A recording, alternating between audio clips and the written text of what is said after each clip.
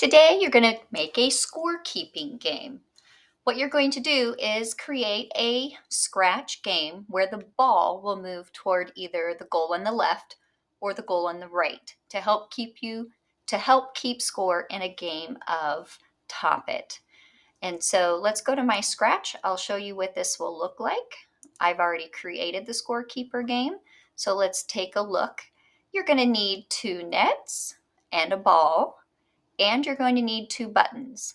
I have a red button and a blue button. My blue team is for the goal on the left.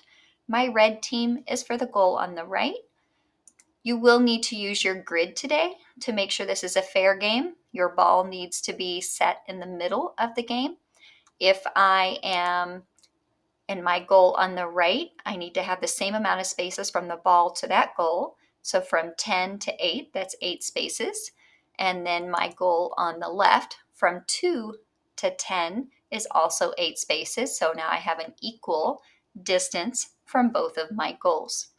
In order to play this correctly, once you have it all built and programmed, what will happen is you're going to play a game of Top It. You will roll the dice. I rolled a 2 and a 6. 2 plus 6 is 8. My partner rolled a 5 and a 7.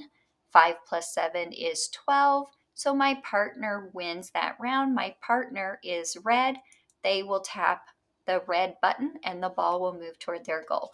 Let's say my partner wins 3 more rounds and the ball moves toward their goal, but then I begin winning and the ball moves toward my goal. You get to tap your button 1 time every time you win a game. Okay, and game continues until one person has a ball that has crossed the goal line. So the ball needs to be all the way in the goal on the left or all the way in the goal. Oop, that would be where I'd put it, on the right. So it needs to be at the goal line here. It has to cross that goal line.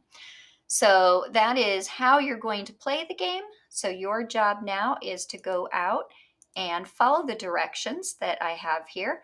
I've given you step-by-step directions for how to open, scratch, and how to choose the goals right here on the right side of your screen. I'll blow it up so you can see it better. Explains what you need to do when you first bring your goals in. They'll both be facing toward the left, and you need to turn the one on the left around so it's facing the right so the ball can enter it. So there are some little tips and tricks for how to do that. Everything you need is in the slides here. It tells you step by step how to here, let me go to a smaller so you can see this better. Sorry. Step by step, if you follow every step, it shows you how to create your buttons and then how to change the color on the buttons, add your arrows, and make both of your buttons. Then it shows you how to program your buttons. If you take a really close look on this slide, let me move that over. It shows you the coding to use. So if I'm coding my red button to go right, this is the coding I want to use when I'm on my button. The coding I want to use on my blue button to make it go left. And then the last picture is the coding I want to use for my soccer ball so that when I tap my blue button, my soccer ball moves. When I tap my red button, my soccer ball moves. I should have no move blocks on my buttons. My buttons should not move. They stay in the corner.